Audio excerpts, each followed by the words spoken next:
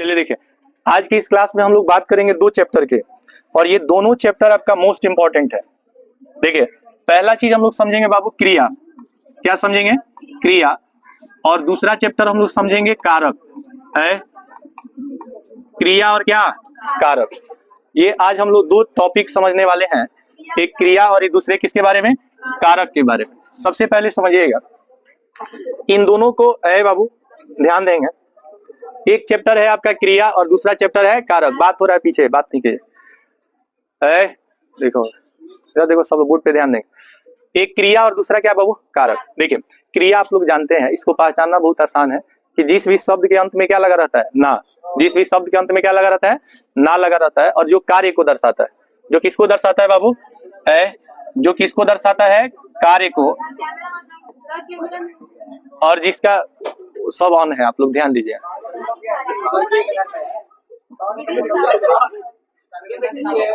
अरे वो ऑन है, तुम लोगों को नहीं दिख रहा, वो ऑन है। चलो आओ ऑन करो,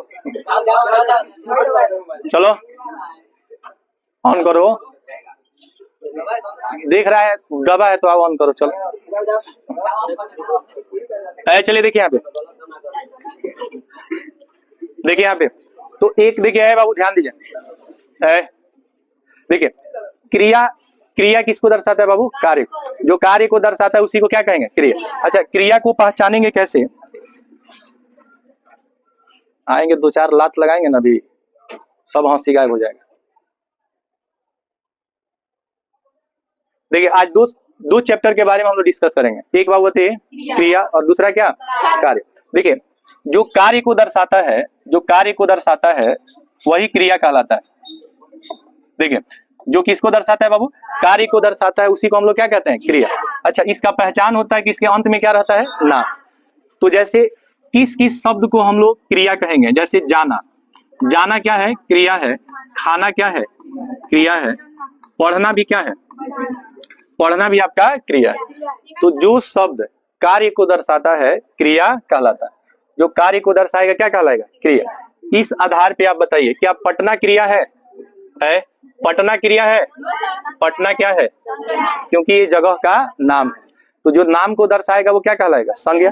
और जो काम को दर्शाएगा, किसको दर्शाएगा? काम। अच्छा बाबू, काम को ही कार्य कहते हैं, याद रखिएगा, काम को ही कार्य कहा जाता है। जैसे कार्य आपका तत्सम शब्द है और काम आपका तद्भव शब्द है, लेकिन दोनों का मीनिंग क्या होता है? सेम होता है, दोनों का अर्थ सेम होता है। तो जो काम या कार्य को दर्शाता है क्या कहलाता है? क्रिया कहलाता है। अब क्रिया का पहचान है कि इसके अंत में क्या लगा रहता है? ना। और ना के साथ साथ ये किसको दर्शाता है? कार्य को। किसको दर्शाता है? कार्य को। अच्छा, क्या पटना कार्य है? पटना क्या है? नाम है। तो जो नाम को दर्शाएगा वो क्या कहलाएगा? संज्ञा। अब ध्यान से समझेंगे, अल्लाह नहीं करेगा कोई। देखिए, जो क्रिया होता है ना बाबू, क्रिया, इसको हम लोग बांटे हैं कर्म के आधार पर। किसके आधार पर? कर्म के आधार पर। क्रिया को बांटेंगे किसके आधार पे? कर्म के आधार पे। तो कर्म के आधार पे अगर हम जो क्रिया है, ये दो तरह का होता है। कितने तरह का होगा? दो तरह का। कर्म के आधार पर जो क्रिया होगा वो कितने तरह का होगा बाबू? दो तरह का होगा। ध्यान से समझेंगे। एक को कहेंगे सकर्मक क्रिया। सकर्मक क्रिया, क्या कहेंगे? सकर्मक क्रिया। एक को कहेंगे सकर्मक क्रिया। सकर्मक क्रिया का मतलब क्या है? देखें, सकर्मक क्रिया का मतलब क्या होता है? जो कर्म के साथ हो, कर्म के साथ, जो कर्म के साथ हो, जो कर्म के साथ हो उसको क्या कहेंगे? सकर्मक क्रिया। और जो कर्म के बिना हो, कर्म के बिना हो उसको कहेंगे अकर्मक क्रिया। क्या कहेंगे? अकर्मक क्रिया। अकर्मक क्रिया, याद रखेंगे। कर्म के साथ सकर्मक, कर्म के बिना अकर्मक। कर्म को अंग्रेजी में ऑब्जेक्ट कहते हैं। क्या कहते हैं? ऑब्जेक्ट। और वर्ब को, क्रिया को इंग्लिश में वर्ब कहते हैं। एक ट्रांजिटिव होता है, एक इनट्रांजिटिव होता है। ट्रांजिटिव का अर्थ होता है सकर्मक, इनट्रांजिटिव का अर्थ होता है अकर्मक। अब यहाँ पे समझिएगा कि जिसमें कर्म होगा, जिसमें क्या होगा? कर्म। अब कैसे पहचानेंगे कर्म को? देखिए, जब आप कोई काम करेंगे, जब आप कोई काम करेंगे और आप कौन सा काम कर रहे हैं उसका नाम दिया हो, उसका नाम दिया हो कि आप काम कौन सा कर रहे हैं, तो वो कहलाएगा सकर्मक क्रिया। जैसे आप कहेंगे कि मैं एक आम खा रहा हूं या मैं एक सेब खा रही हूं, तो आम और सेब जो आप खा रहे हैं उसका नाम दिया है कि नहीं दिया है? तो आप आम खा रहे हैं तो आम कर्म कहलाएगा। आप सेब खा रहे हैं तो सेब क्या कहलाएगा? कर्म। आप पत्र लिख रहे हैं तो पत्र क्या कहलाएगा? कर्म कहलाएगा। बात समझ में आ रहा है? आप कविता पढ़ रहे हैं तो कविता क्या कहलाएगा? कर्म कहलाएगा। तो याद रखिएगा, सकर्मक क्रिया का मतलब जिसमें कर्म दिया हो, अकर्मक क्रिया का मतलब जिसमें कर्म नहीं दिया हो। तो जो कर्म के बिना हो, किसके बिना बाबू? कर्म के बिना। कर्म के बिना मतलब जिसमें कर्म नहीं हो। तो एक हो जाएगा अकर्मक क्रिया और एक क्या हो जाएगा? सकर्मक क्रिया। इसके पहले हम 3 चैप्टर आपको पढ़ाए थे। पहला संज्ञा, दूसरा सर्वनाम, तीसरा विशेषण। चौथा चैप्टर की हम लोग बात कर रहे हैं जिसका नाम होगा क्रिया। जिस शब्द से किसी काम का होने का बोध होता है उसी को हम लोग क्रिया कहते हैं। प्रत्येक काम को ही क्या कहा जाता है? क्रिया। कर्म के आधार पे क्रिया कितने प्रकार के? 2। अगर कर्म होगा तो सकर्मक, कर्म नहीं होगा अकर्मक। अब ध्यान से समझेंगे। जैसे मान लीजिए कि आप यहाँ पे लिखेंगे कि हम लोग सीख रहे हैं, हम लोग सीख रहे हैं। ध्यान से समझिएगा, हम लोग सीख रहे हैं। लेकिन बताइए क्या सीख रहे हैं इसमें दिया है? क्या सीख रहे हैं इसमें कर्म नहीं दिया है। जैसे हम लोग सीख रहे हैं, क्या सीख रहे हैं इसमें कर्म नहीं दिया। लेकिन आप कहिएगा कि हम लोग हिंदी व्याकरण है, हिंदी व्याकरण सीख रहे हैं। हम लोग हिंदी व्याकरण सीख रहे हैं। बताइए बाबू, इसमें आपको क्या सीख रहे हैं? हिंदी व्याकरण। क्या इसमें हिंदी व्याकरण दिया है? तो क्या सीख रहे हैं? जैसे अगर कोई कह रहा है कंप्यूटर सीख रहे हैं या अंग्रेजी सीख रहे हैं या हिंदी व्याकरण सीख रहे हैं, तो ये जितने भी शब्द हैं ये सब कर्म है। क्या है? कर्म है। तो जिसमें कर्म आएगा, तो यहाँ पे जो सीखना शब्द है, सीखना क्या है? शब्द है, ये कहलाएगा कौन सी क्रिया बाबू? सकर्मक क्रिया। लेकिन देखिए यहाँ पे क्या कर्म है कि हम लोग सीख रहे हैं, तो क्या सीख रहे हैं? नहीं दिया है। तो यहाँ पे जो सीखना शब्द है, ये क्या कहलाएगा? अकर्मक क्रिया। अच्छा, क्रिया में यहाँ पे सीखना क्या है? क्रिया है। अब ध्यान से समझिएगा, जैसे लिखना भी क्या है बताइए? लिखना क्रिया है कि नहीं? जैसे समझिएगा, ध्यान से समझिए। अगर आप कहेंगे कि वह लिख रहा है, ठीक है। जैसे दूसरा सेंटेंस देख लीजिए, अगर कहें वह लिख रहा है, लेकिन क्या लिख रहा है? क्या इसमें नाम दिया है? वह लिख रहा है, तो लिखना क्रिया है ना। तो लिखना क्रिया है, तो इसमें लिखना कौन सा क्रिया होगा जरा बताइए?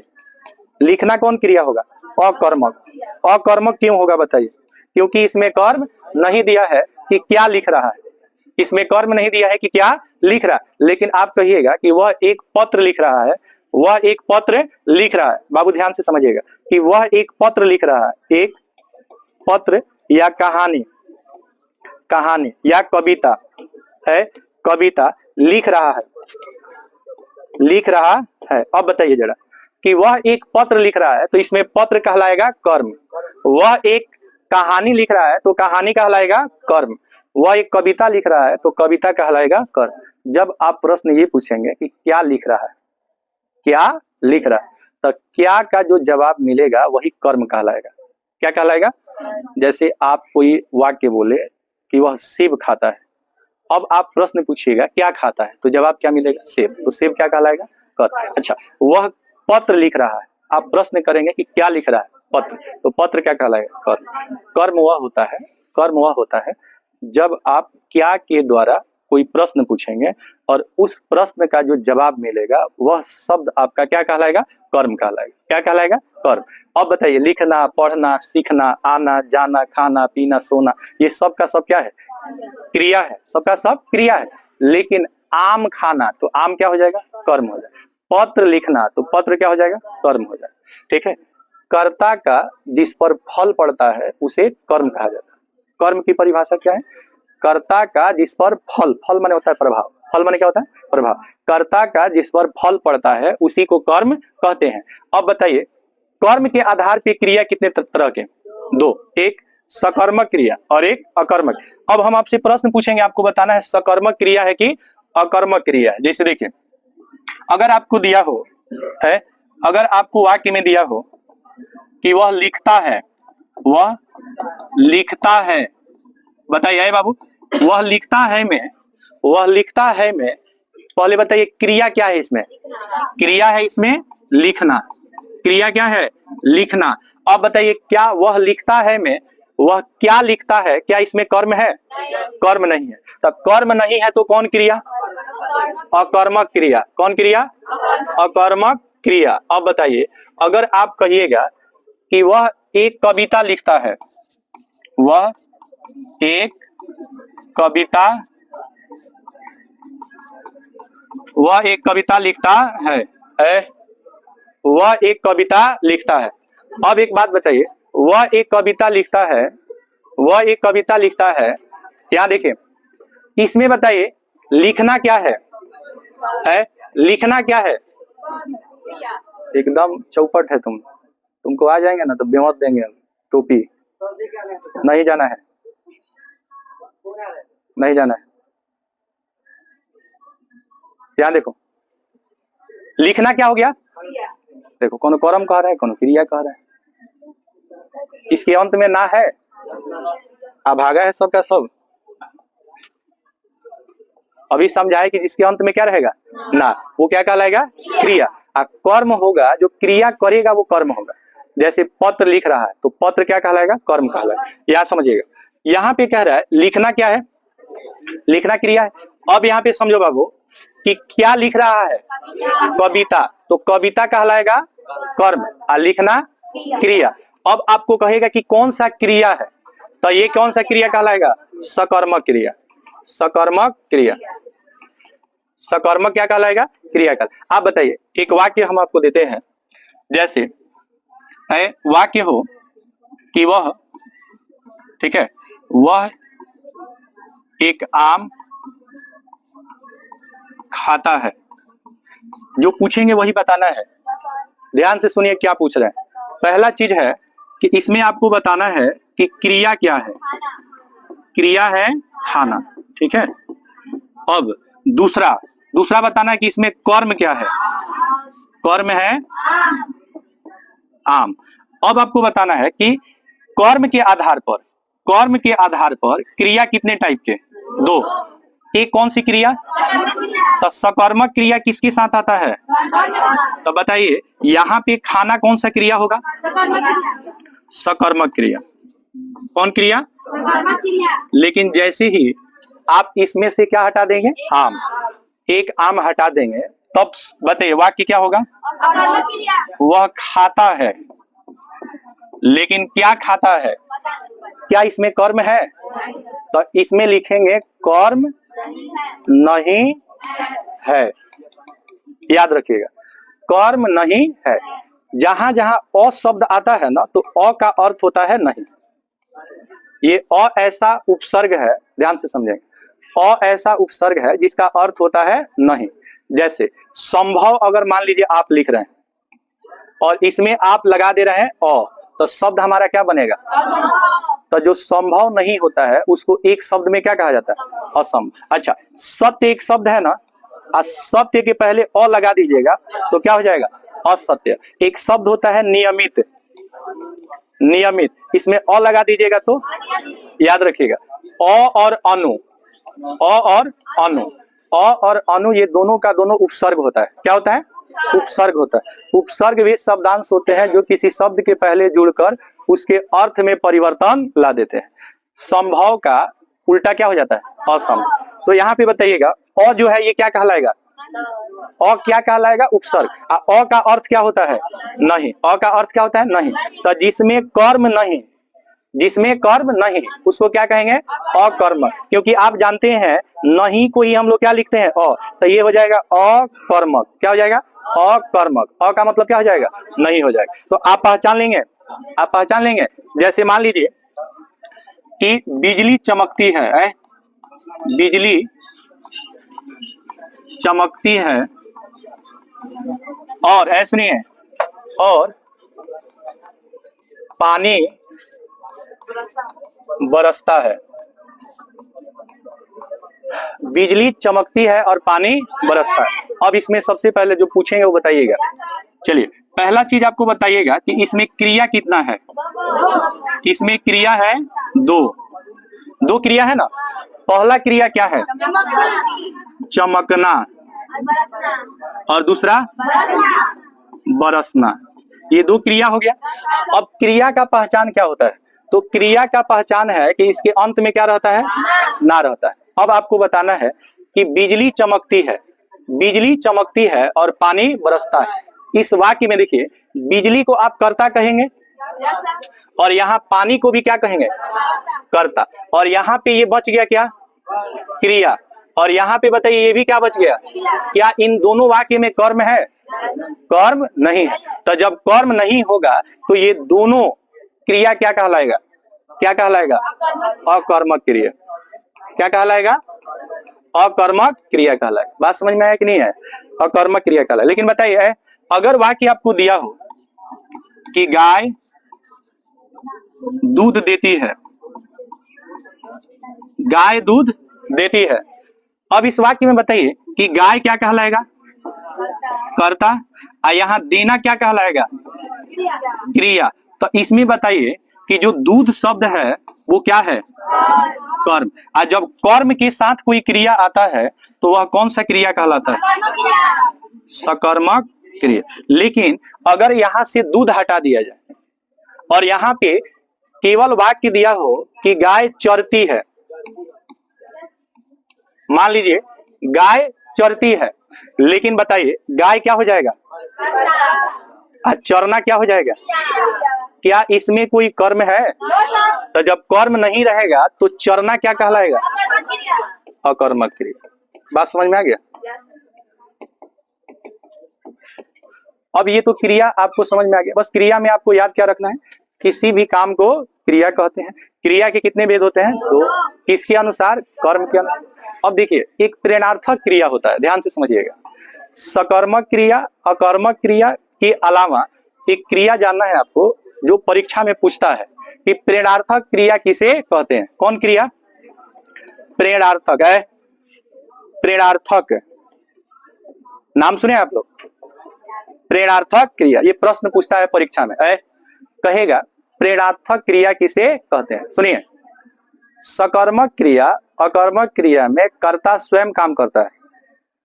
ध्यान से समझिए, सकर्मक क्रिया, अकर्मक क्रिया में कर्ता स्वयं काम करता है, लेकिन प्रेरणार्थक क्रिया में कर्ता काम नहीं करता है। वह काम दूसरे से करवाता है, दूसरे से करवाता है। जैसे एक वाक्य से आप समझिएगा, जैसे अगर कहिएगा कि वह एक पत्र लिखवाता है, एक पत्र लिखवाता है,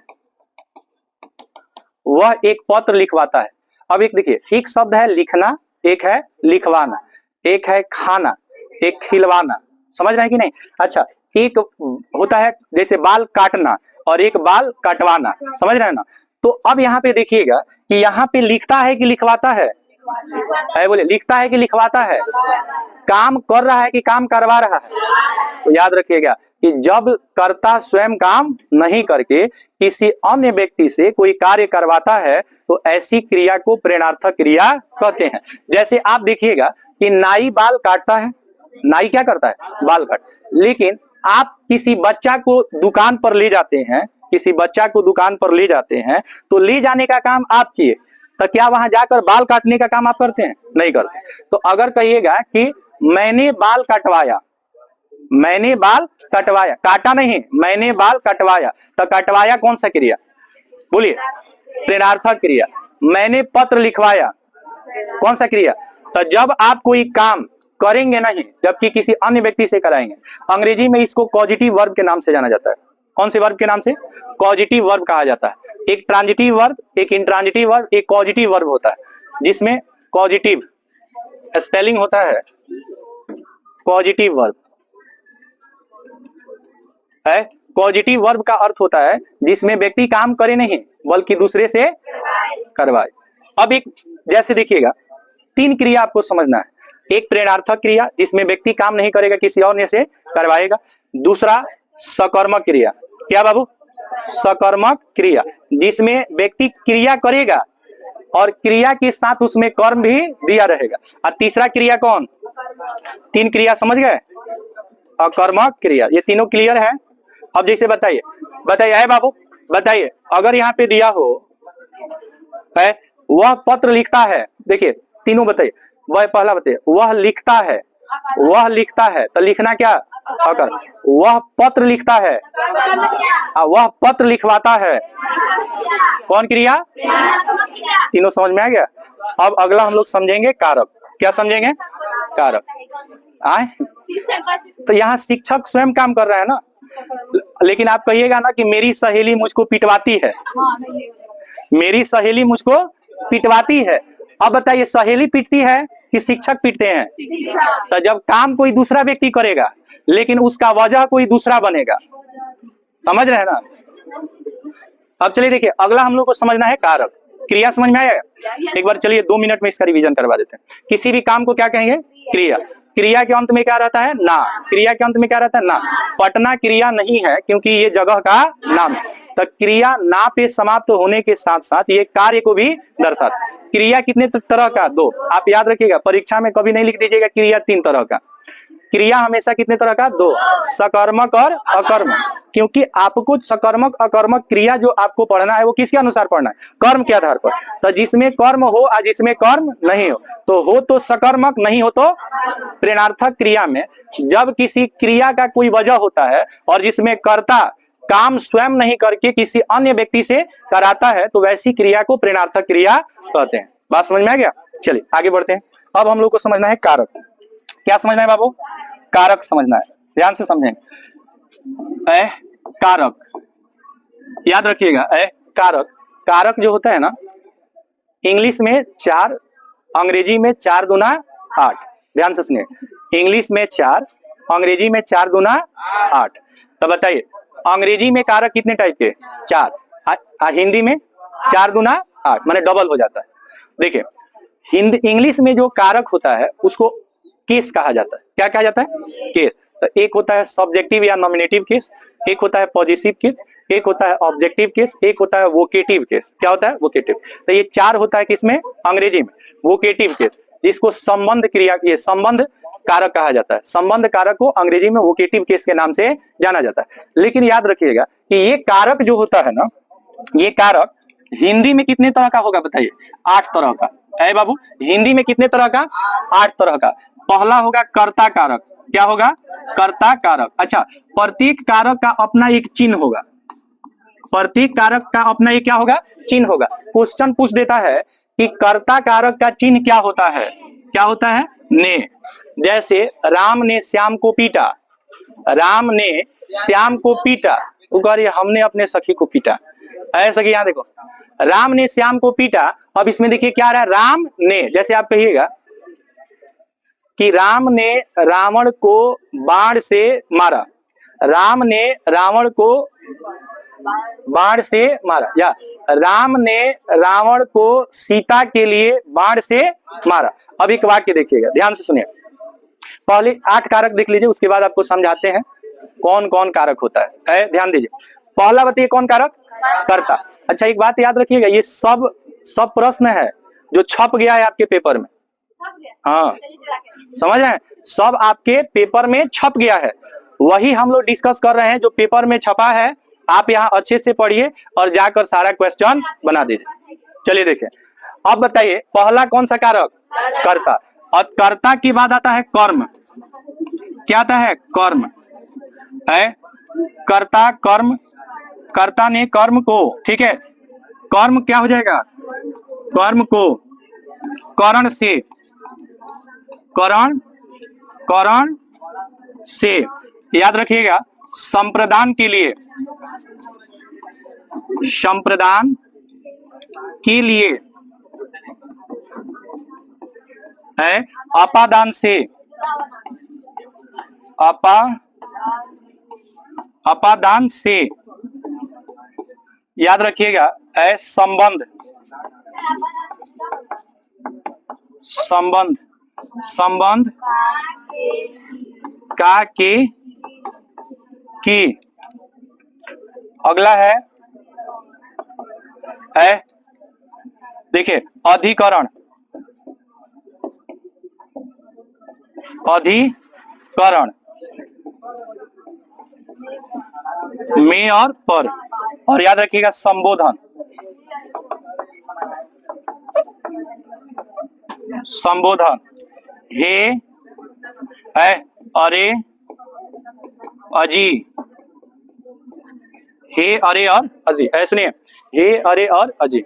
बाबू है ध्यान देंगे, कहेगा है कारक के कितने भेद होते हैं, है कारक के कितने भेद होते हैं, प्रकार होते हैं, या कारक कितने तरह का होता है? 3 तरह से प्रश्न पूछेगा। कारक कितने तरह के होते हैं? 8। कारक के कितने भेद होते हैं? 8। कारक कितने प्रकार के होते हैं? सुनिए, कहेगा प्रश्न कैसे पूछेगा, ये हिंदी में भी पूछेगा और संस्कृत में भी पूछेगा, और दोनों एक ही चीज आपको पढ़ना है। संस्कृत में भी आपको पूछेगा कर्ता का, ठीक है, कारक चिन्ह क्या होता है, तो ये है आपका कारक और चिन्ह। तो बताइए कर्ता का कारक चिन्ह क्या है?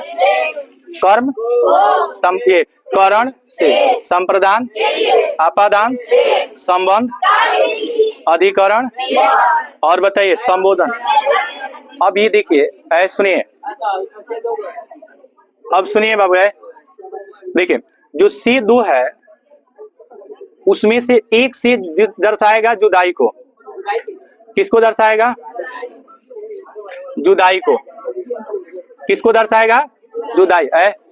समझिए, एक होगा, सुनिए, एक दर्शाएगा जुदाई को, और एक दर्शाएगा जिसे कोई व्यक्ति पीड़ित होगा या ग्रसित होगा।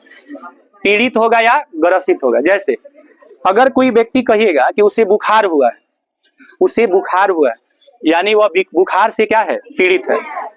वह बुखार से पीड़ित है, यानी कि उसको बुखार हुआ है। तो जो चीज है वो कहलाएगा करण, जो है वो करण, और जो नहीं है वो कहलाएगा अपादान। अब समझिए, जैसे मान लीजिए कहिएगा पेड़ से पत्ता, पेड़ से पत्ता गिर रहा, पेड़ से पत्ते गिर रहे हैं, पेड़ से पत्ते गिर रहे हैं, पेड़ से पत्ते गिर रहे हैं, पेड़ से पत्ते गिर रहे हैं, और आप कहिएगा वह बुखार से पीड़ित है।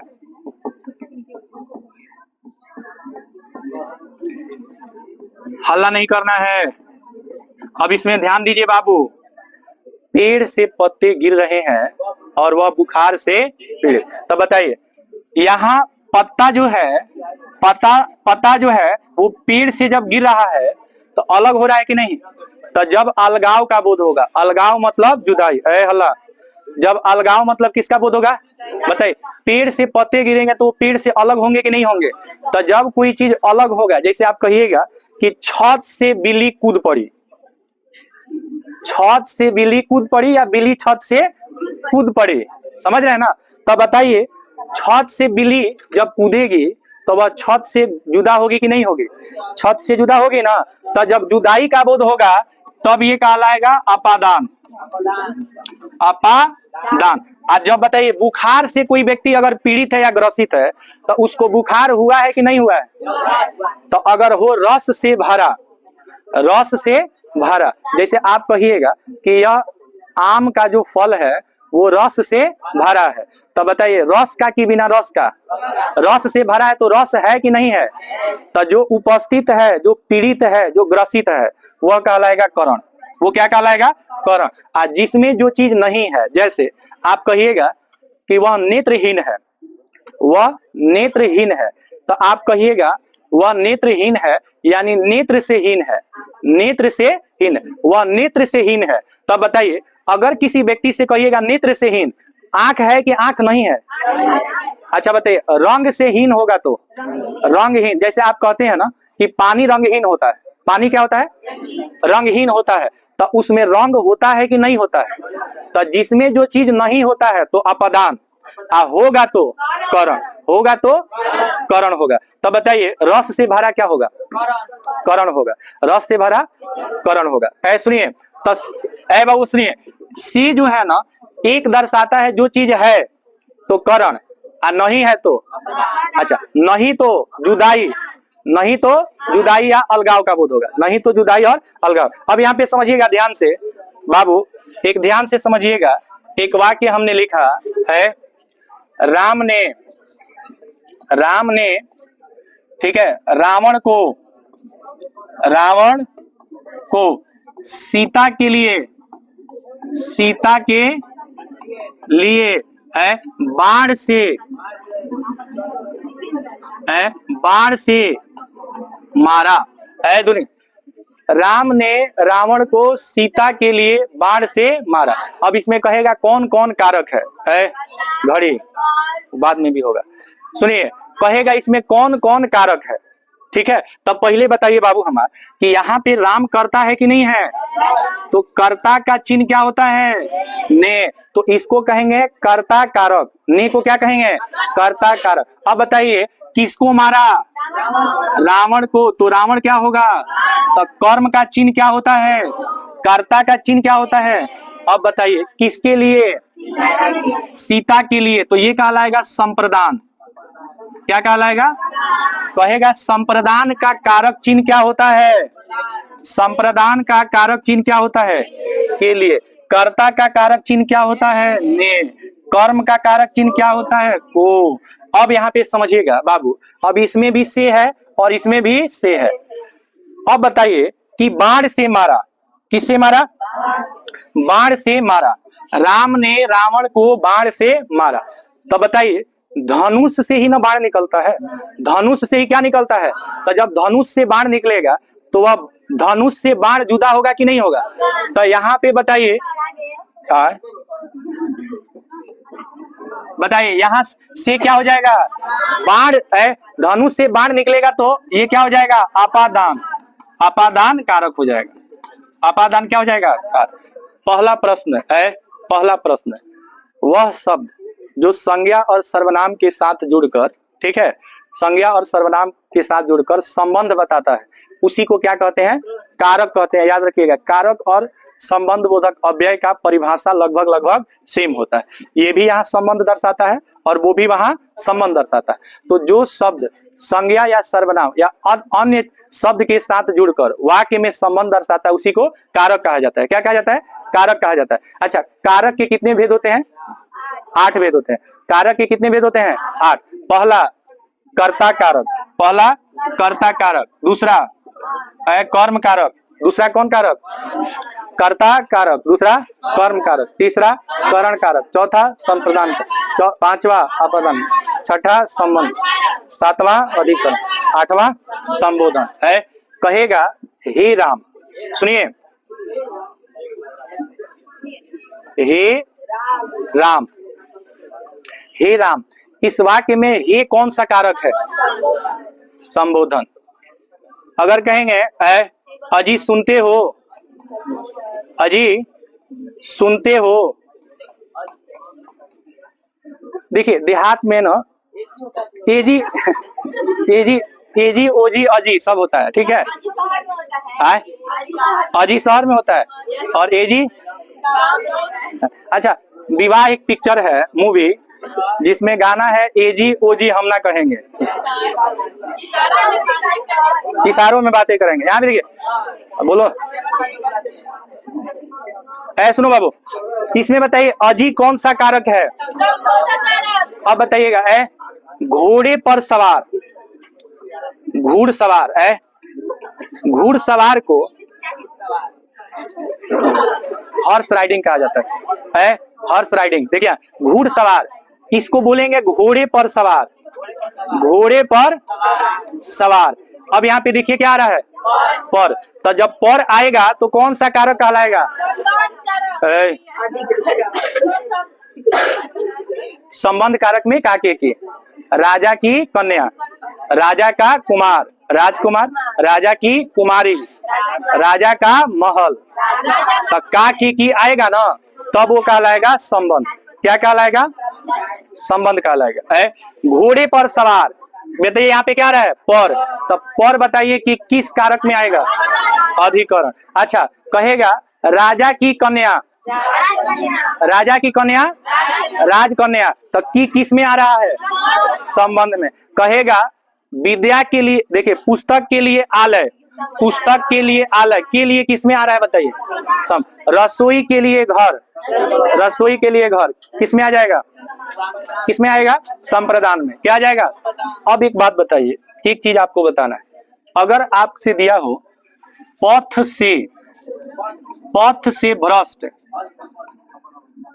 पथ से भ्रष्ट कहेगा, पथ से भ्रष्ट, ध्यान दो यहाँ पे बाबू, बताओ पथ से भ्रष्ट यह करण में आएगा कि अपादान में आएगा?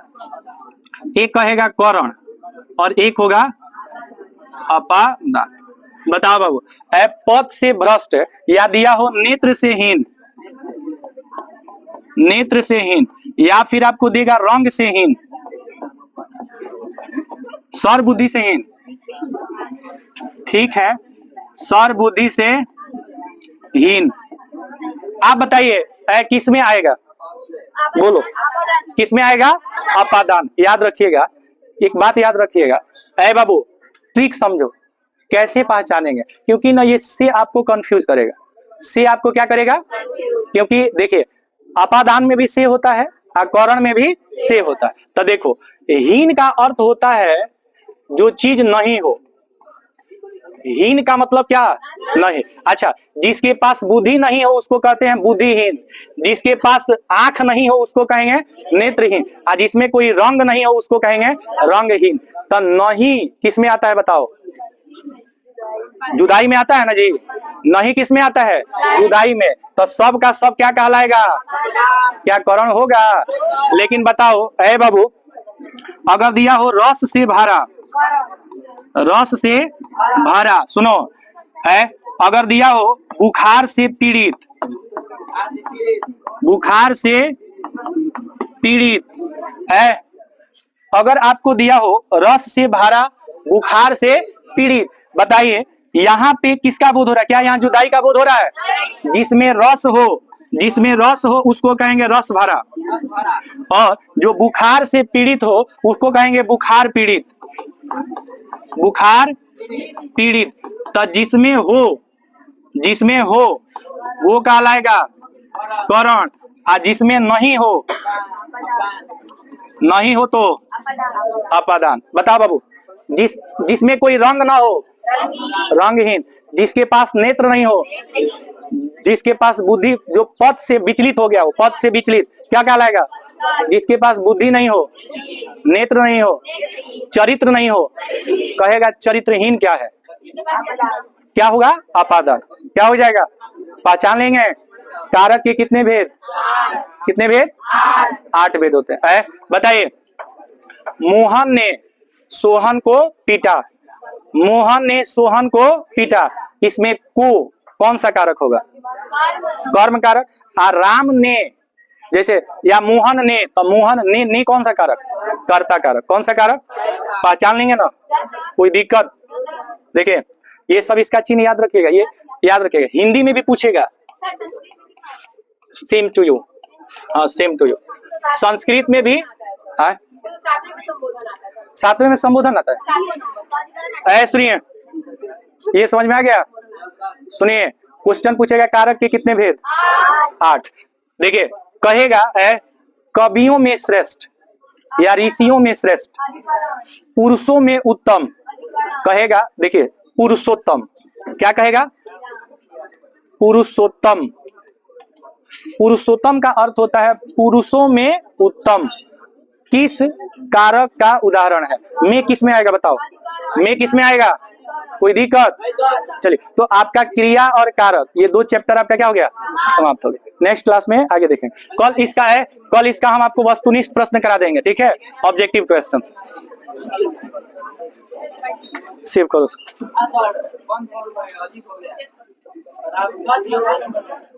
बंद कर ये, उसको ये कर, सेव कर दो। अरे गधा, उसको सेव करो।